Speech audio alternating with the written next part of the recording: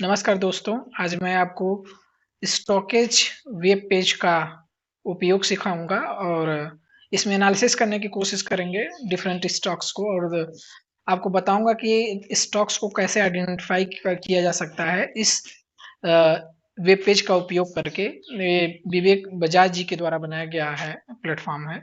इसका मोबाइल में भी एप्लीकेशन आता है, तो हम कोई इसका पब्लिसिटी वगैरह नहीं कर रहे हैं। हमने बस जस्ट इसका प्रीमियम वर्ज़न कुछ दिनों पहले लिया था, तो हम देखना चाह रहे थे कि इसमें क्या-क्या फीचर्स अवेलेबल हैं, तो लाइए चेक करते हैं। जैसे कि आप देख सकते हैं, जैसे कि आप webstockage.com slash app slash equities अगर आप गूगल में सर्च करेंगे, तो आपको ये ओपन कर होके आएगा, ये आपको जो दिख रहा है डैशबोर्ड। इसमें आपको सीधा दिख जाएगा कि निफ्टी का परफॉर्मेंस क्या रहा इसके पहले, जैसे 18 मई को परफॉर्मेंस क्या रहा और एफआईआईज ने नेट कैश कितना सेल किया है।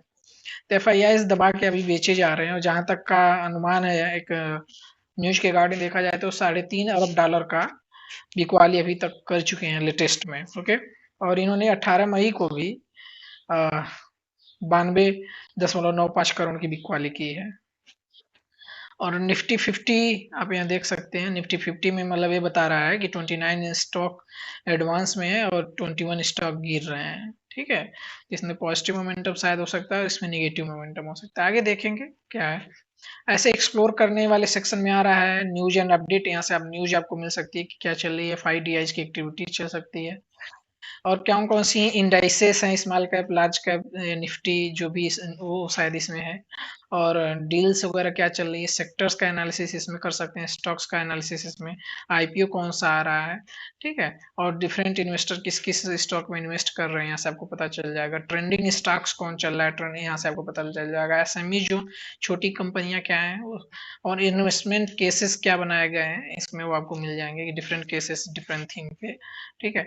और यहाँ से प्रीमियम एनालिटिक्स वर्जन आपको देखने को मिलेगा, जो आपको कुछ पेमेंट करने पे खरीद सकते हैं यहाँ से और इसका उपयोग कर सकते हैं। जैसे इसमें स्कैम कुछ बनाया गया है, इन्वेस्टमेंट आइडियाज की बात किया जा रहा है, इन्वेस्टर पोर्टफोलियो को देखा जा रहा है, जो डिफरेंट इन्वेस्टर है उनका पोर्टफोलियो कैसा हो सकता है। और ट्रेडिंग स्ट्रेटजीज क्या क्या डिफरेंट स्ट्रेटजी बनी हुई है, तो किस स्ट्रेटजी आपको कौन सी सूट करती है, उस पे आप यहाँ निर्णय ले सकते हैं। ठीक है, और डिफरेंट बिजनेस हाउसेस हो गए, जैसे टाटा हो गया या और अडानी हो गया, तो उसके स्टॉक्स का क्या परफॉर्म है। एड्ज रिपोर्ट, यहाँ रिपोर्ट शायद उससे रिलेटेड आ सकती है। और इन्वेस्टमेंट थीम क्या चल रहा है, कंपनी की फाइलिंग, मार्केट का ब्रीथ क्या चल रहा है और डेरिवेटिव का एनालिसिस यहाँ आप कर सकते हैं। प्रो एनालिटिक में थोड़ा सा और जाएंगे, थोड़ा ये और कॉस्टली पड़ेगा, तो आपको चार्ट पैटर्न किसमें क्या बन रहा है, चार्ट पैटर्न के आधार पे कौन सा स्टॉक सिलेक्शन आप कर सकते हैं, head and shoulder pattern, triangle pattern, wedge pattern, ETC. ठीक है, और यहाँ सेक्टर रोटेशन का एनालिसिस कर सकते हैं कि सेक्टर कहाँ से किधर रोटेट कर रहा है। ठीक है, और यहाँ सेक्टर एनालिटिक्स में ये सारी चीजें विवेक बजाज भी जो है अपना प्लेटफॉर्म, उनका यूट्यूब चैनल पे शायद वो भी डिस्कस किए हुए हैं। लाइए हम थोड़ा देखते हैं कि मार्केट का ब्रीथ क्या है। ठीक है, तो मार्केट के ब्रीथ देखने से पता चलता है कि मार्केट बहुत ऐसा नहीं है कि ग्रीड जोन में है। ग्रीड जोन में इसलिए नहीं है क्योंकि निफ्टी 50 के अगर 50 स्टॉक्स को देखा जाए, तो यूं कहिए कि मोर देन 42% स्टॉक ही केवल स्ट्रेंथ शो कर रहे हैं, बाकी में बिकवाली ही चल रही है। तो यहाँ फियर का भी माहौल है। फियर का तो माहौल है, तो अच्छे स्टॉक्स में अपना अच्छा लेवल देख के आप खरीद सकते हैं, खरीदारी की जा सकती है। और 72% स्टॉक अभी भी 200 SMA मूविंग एवरेज के ऊपर चल रहे हैं, तो जो कि एक पॉजिटिव संकेत दिखा रहा है, तो लिया जा सकता है। एक्चुअली पॉजिटिव संकेत का मतलब क्या है, स्टॉक यदि 200 मूविंग एवरेज के ऊपर चल रहा है, तो मैं ऐसा कहा जा सकता है कि स्टॉक पॉजिटिव ट्रेंड में चल रहा है। ठीक है, तो 72% स्टॉक जो है आउट ऑफ 50 पॉजिटिव शायद हो सकते हैं। वो अंदर जाके एनालिसिस करेंगे तो आपको पता चलेगा। ठीक है, तो इनका जैसे 18 मई को अब ये डेट वाइज आ गया, अगर जब मैं उस पर क्लिक कर दिया तो ठीक है, तो हम डेट वाइज नहीं देखेंगे, हमने बस एक आइडिया लिया कि मार्केट कैसा है, बहुत फियरफुल है या बहुत बाइंग आजादी हो गई, ओवर वैल्यूड है, वो शायद ओवर बॉट है, तो या ओवर बॉट है, या क्या कहा जा सकता है उसको, ये ज़्यादा सेल किया गया हो, ओवर सेल हो सकता है, ठीक है? तो मार्केट अभी ऐसा लग रहा है देख के कि ज़्यादा ओवरबॉट नहीं है, ठीक है, ठीक-ठाक लेवल पे है और अच्छे स्टॉक्स में अगर पोजीशन बने तो खरीदा जा सकता है। ऐसे ही निफ्टी 500 की जिसमें 499 कंपनियाँ हैं, उसका भी आप देख सकते हैं क्या हालात हैं, ठीक है? तो ऐसा देख के लग रहा है देखिए जब पूरा ग्रीन होगा, जहाँ पूरा ग्रीन होगा तो ये मान के चलिए वहाँ जो है ज़्यादा खरीदारी हो गई है और जहाँ खरीदारी ज़्यादा हुई है वहाँ तेज़ी बहुत ज़्यादा है। तेज़ी वहाँ ज़्यादा है इसका मतलब है कि शायद वहाँ प्रॉफिट बुकिंग के अवसर आ सकते हैं। जैसे यहाँ आप देखिए निफ्टी मेटल सेक्टर को जब आप देखते हैं, तो क्या लग रहा है कि 93% स्टॉक जो है RS 55 के ऊपर चल रहे हैं। इसका मतलब क्या है कि इसमें भरपूर तेज़ी है। मतलब इस सेक्टर में स्ट्रेंथ बहुत ज़्यादा है। यहाँ से ये कंसीडर कर सकते हैं कि किस सेक्टर में स्ट्रेंथ है। इस सेक्टर में स्ट्रेंथ तो है, लेकिन ऐसा हो सकता है कि उस पर्टिकुलर स्टॉक में शायद आपके बाइंग का स्तर सही ना हो। बाइंग मतलब जब देखिए आप प्राइस आपके लिए वैल्यू बहुत मैटर करती है। अगर सही प्राइस पे आप एंट्री सही लेवल पे नहीं करेंगे, बाद में एंट्री कर सकते हैं तो आपके फँसने की संभावना ज़्यादा हो जाती है। ऐसा हो सकता है वहाँ प्रॉफिट बुकिंग आ जाए और यहाँ 100% स्टॉक 200 मूविंग एवरेज के ऊपर चल रहे हैं, ठीक है? लेकिन मोमेंटम कहाँ है अगर आप इससे कंसीडर करेंगे तो मोमेंटम मेटल सेक्टर में ही है। मेटल सेक्टर में मोमेंटम दिख रहा है आपको, ठीक है? तो मेटल सेक्टर में अगर मोमेंटम ट्रेडिंग आप करते हैं तो ऐसे मेटल के ऐसे स्टॉक्स में पोजीशन बनाइए जहां रिस्क रिवार्ड आपके फेवर में हो। तो इस तरह से यहाँ से आप इसका एनालिसिस कर सकते हैं कि किस सेक्टर में जाएं और कैसे किस स्टॉक को पकड़ें, ठीक है? ये आपको थोड़ा सा एक आइडिया लग गया। चलिए मार्केट ब्रीथ हमने देख लिया। अब हम थोड़ा सा इन्वेस्टमेंट आइडियाज पे क्लिक करते हैं जिनको लॉन्ग टर्म इन्वेस्टमेंट करना है। तो यहाँ ये शो कर देगा कि कौन सा स्टॉक है लॉन्ग टर्म निवेश के लिए और किन स्तर पे उनका बाय किया जा सकता है। जैसे इनका एड्ज स्कोर आ रहा है एसआरएफ के लिए 30 आउट ऑफ 23, ठीक है? तो इसके लेवल पे शायद आप क्लिक करेंगे तो आपको पता चल जाएगा कि जैसे यहाँ देखिए एसआरएफ स्टॉक्स क्या कर रहे हैं कि किन स्तर पे बाई करने का है, उनके हिसाब से ठीक लग रहा है। तो एसआरएफ स्टॉक 2300 से 2100 के बीच में ये कर रहे हैं कि ठीक ठाक खरीदारी के स्तर हो सकते हैं। लेकिन अब ये स्तर सही है कितना, आप इसको चार्ट पैटर्न पे आप खुद एनालिसिस कर सकते हैं। लाइए थोड़ा हम देखते हैं। तो हमने खोला ट्रेडिंग व्यू चार्ट खोलते हैं, ठीक है? और एसआरएफ को हम उस पर देखने की कोशिश करेंगे। तो ट्रेडिंग व्यू चार्ट हम खोलते हैं, हम बताते हैं आपको कि क्या चल रहा है उसमें। पे देखते हैं यहाँ से निकलेगा, पहला ही क्लिक कर लेते हैं और ये ब्राउज हो रहा है। जैसे ही खुलेगा तो हम आपको बताएंगे कि हमारी राय क्या है उस पर्टिकुलर स्टॉक पे, हम क्या सोचते हैं। तो एसआरएफ का स्टॉक था और एसआरएफ जो है अगर मिस्टर विवेक बजाज जी के द्वारा जो बनाया गया मॉडल है आप कह सकते हैं शायद, तो उसमें खरीदारी के क्या स्तर आ रहे थे एसआरएफ का 2100 2300 से 2100 के लिए। ये देखिए इन्वेस्टिंग की बात हो रही है। इन्वेस्टिंग लॉन्ग टर्म लोगों के लिए किया जाता है। मोमेंटम ट्रेडिंग क्या होता है, शॉर्ट टर्म के लिए हो जाती है, लेकिन इन्वेस्टिंग लॉन्ग टर्म के लिए होती है। तो 1 से 3 साल का जब उद्देश्य हो तभी मान के चलिए। तो लाइए एस आर एफ अब हम ट्रेडिंग चार्ट में चेक करते हैं। एस आर एफ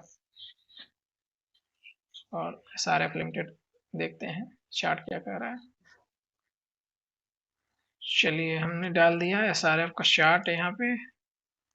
और देखिए जब भी लॉन्ग टर्म आपको निवेश करना हो तो आप कोशिश कीजिए कि उसको मंथली चार्ट पे ही हिस्ट्री करें, ठीक है? 12 मंथ नहीं, मतलब 1 साल हो गया, 1 मंथ के चार्ट पे स्टडी कीजिए, ठीक है? एस आर एफ अब यहाँ से हमको देख के क्या लगता है, एस आर एफ का चार्ट खुला है, मैं अपनी राय रखना चाहूंगा।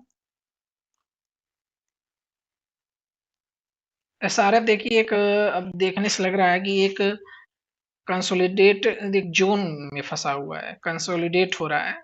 इसका कंसोलिडेशन रेंज है, ये आप देख सकते हैं, ठीक है? और इस कंसोलिडेशन रेंज में फंसा हुआ है। थोड़ा इसका वीकली चार्ट देखते हैं फिर हम अपना राय आपको देते हैं। देखिए कभी भी किसी चार्ट पे किसी स्टॉक पर राय बनाने के लिए पहले आप उसको बारीकी से स्टडी करते हैं, ठीक है? तो आप पहले यहाँ ये सोचिए कि इस चार्ट का स्ट्रक्चर कहाँ पूरा बिगड़ जाएगा। जैसे एक रेंज में है, रेंज बाउंड होके चल रहा है। एक्चुअली जब वीकली चार्ट आप देखते हैं तो वीकली चार्ट जो है आपको 3 महीने से 1 साल के 6 महीने या 3 महीने, 3 महीने से 1 साल के लिए देखना चाहिए। तो हमारे अनुसार, और देखिए मंथली चार्ट अगर आप देखना चाहते हैं तो साल भर से या उससे अधिक के समय के लिए देखा जाता है। तो लॉन्ग टर्म इन्वेस्टिंग करना है तो मंथली चार्ट ही फोकस कीजिए, या वीकली चार्ट भी फोकस कर सकते हैं। ठीक है, तो यहाँ देखते हैं कि अगर यह इस स्तर के नीचे चला जाता है, अगर ये स्टॉक इस स्तर के नीचे चला जाएगा तो क्या होगा, इसका पूरा जो दिख रहा है स्ट्रक्चर चेंज हो जाएगा, निगेटिव स्ट्रक्चर हो जाएगा, क्योंकि यहीं एक सपोर्ट पा रहा है, बार बार यहीं से सपोर्ट पा के ऊपर चला जा रहा है। कैंडल करेंगे तो आपको पूरा सपोर्ट का स्तर अच्छे से दिखेगा, यानी ये इसका मेजर सपोर्ट जोन हुआ। ठीक है, तो हमारे अनुसार क्या करना चाहिए इस स्टॉक में। अब इनके मॉडल के अनुसार देखा जाए तो इनका मॉडल कहता है 2300 से 2100 के बीच में खरीदारी के स्तर हो सकते हैं। हम कहना क्या चाहेंगे, 2100 तक करें, चलिए ठीक है। हम कहना चाहेंगे चूंकि स्टॉक रेंज बाउंड है, तो जब भी अगर स्टॉक आपको 2100 से 2075 तक के स्तर को मिले, ठीक है, तो तब आप खरीदारी करके चलिए, इस स्तर पे खरीद के चलिए। लेकिन अगर ये स्टॉक इसका ब्रेक डाउन दे दे, अगर इस लाइन का ब्रेक डाउन देते, ये लाइन आपका लाइन ऑफ कंट्रोल है, और ब्रेक डाउन कब, मंथली चार्ट पे ब्रेक डाउन दे दे। कभी मंथली चार्ट करने का मतलब है मंथली टाइम फ्रेम पे जब भी ब्रेक डाउन दे दे तो आपको यहाँ से निकल जाना चाहिए, टाटा बाय बाय बोल के निकल जाना चाहिए। तो हमने आपको क्या कहा कि जब ये स्टॉक, थोड़ा लाइन ड्रा कर लेते हैं, यहाँ देखिए मंथली टाइम फ्रेम पे जब ये स्टॉक 2164 यानी 2164 और 2074 के बीच में रहे तो आप खरीद के चलिए, आपको खरीद के चलना है। लेकिन अगर यह स्टॉप, आपका स्टॉप लॉस है, लाइन ऑफ कंट्रोल होगा क्या, स्तर को मान लीजिए 1996 का अगर ब्रेकडाउन दे देता है मंथली टाइम फ्रेम पे, अगर क्लोजिंग देता है यानी मंथ के एंड में, जैसे अगर मई मंथ है अगर चल रहा है तो मई मंथ के एंड में अगर इसके नीचे क्लोजिंग आ गई, या जून मंथ के नीचे अगर इसकी क्लोजिंग आ गई, तो आपका लाइन ऑफ कंट्रोल है, आपको निकल जाना। क्योंकि इससे क्या होगा, इसका पूरा चार्ट स्ट्रक्चर चेंज हो गया, चार्ट स्ट्रक्चर चेंज हो गया यानी डाउनग्रेड, इस डाउन टर्न आ गया इस स्टॉक में, और डाउन टर्न आ गया तो पता नहीं कहाँ गिर के जाएगा, ये कोई नहीं जानता है। ठीक है, लेकिन अगर आप इन स्तर पे खरीद के चलते हैं और अगर क्लोजिंग इसके दोनों के नीचे, सॉरी आपके लाइन ऑफ कंट्रोल 1996 के नीचे नहीं होती है, तब आप क्या करेंगे, तो आप जिन स्तर पे बताए हैं उस स्तर पे आपको खरीद के चल सकते हैं। और आप इसका पहला तो टारगेट यही मान के चलेंगे कि जो इसका ऊपर का रेजिस्टेंस है ना, वही उसका टारगेट हो जाता है। तो एक बार थोड़ा वीकली चार्ट भी अध्ययन करूंगा, वीकली मंथली आप किसी में भी लगा सकते हैं क्योंकि ये दोनों लॉन्ग टर्म के लिए माने जाते हैं। तो वीकली चार्ट पे अगर देखते हैं तो यहाँ इसका रेजिस्टेंस निकल के आ जाता है 2656, यानी आपका पहला स्तर जो है यही होना चाहिए। मंथली चार्ट पे थोड़ा और क्लियर हो जाता है, तो थोड़ा सा और इसको नीचे कर लीजिए, यानी 2634 का आपका स्तर जो है रेजिस्टेंस का काम करेगा अगर आप इन स्तर से खरीद के चलते हैं तो। ऐसे ही एनालिसिस किया जाता है, एनालिसिस का एक छोटा सा स्वरूप था, हमने सोचा आपको डिस्कस करें, बताएं। और लेकिन आप वही खरीद के चले जिसको जो है कम से कम 1 साल, कम से कम 1 साल आप मान के चलिए, जिसके पास पेशेंस हो, 3 साल हो तो और बेटर है। ठीक है, और एक स्टॉक में कोशिश कीजिए कि अपने पूरे कैपिटल का 10% से अधिक पैसा ना लगाइए। तो ये रेजिस्टेंस आपको निकल के आ गया, लेकिन ये जरूरी नहीं है कि यहाँ से यहीं जाए। एक्चुअली ये इसलिए कहा गया क्योंकि रेंज बाउंड इसमें भ्रमण कर रहा है, लेकिन जब इसका रेंज का ब्रेकआउट देगा ना, तब इसमें असली तेजी आती है। और वो तेजी कितनी आएगी, तो वो तेजी उतनी ही आएगी जितना इसका कंसोलिडेशन जोन है।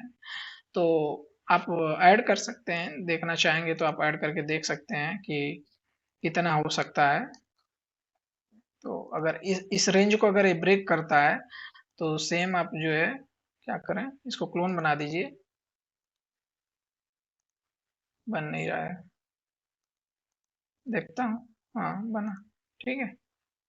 तो इसको सेम आप इसके ऊपर रख दीजिए, तो यानी आपके स्तर कहाँ तक आ गए, यहाँ से निकल के आ जाएंगे, इसके टारगेट यहाँ तक आ जाएंगे। अगर ब्रेकआउट उसका दे देता है कंसोलिडेशन का, जब तक कंसोलिडेशन का ब्रेकआउट नहीं देता है तो इसका पहला स्तर 2634 का होता है, लेकिन अगर ब्रेकआउट देते है तो इसका नेक्स्ट टारगेट 3123 का हो जाएगा। तो ये एनालिसिस करने का तरीका हमने सोचा कि आपके समक्ष प्रस्तुत किया जाए। अगर आपको वीडियो अच्छा लगता है तो लाइक कीजिए, शेयर कीजिए, सब्सक्राइब कीजिए। बाकी की छोटी-छोटी चर्चाएँ ऐसे ही होती रहेंगी और आपको सीखने को इस चैनल पे मिलेगा। तो यह video just an educational purpose है, कोई बाइंग और सेल का रिकमेंडेशन नहीं है। और हम कहेंगे कि आप हमारे चैनल को विज़िट कीजिए, सपोर्ट कीजिए, शायद आपको सीखने को ज़रूर मिलेगा और सब्सक्राइब कीजिए। Thank you.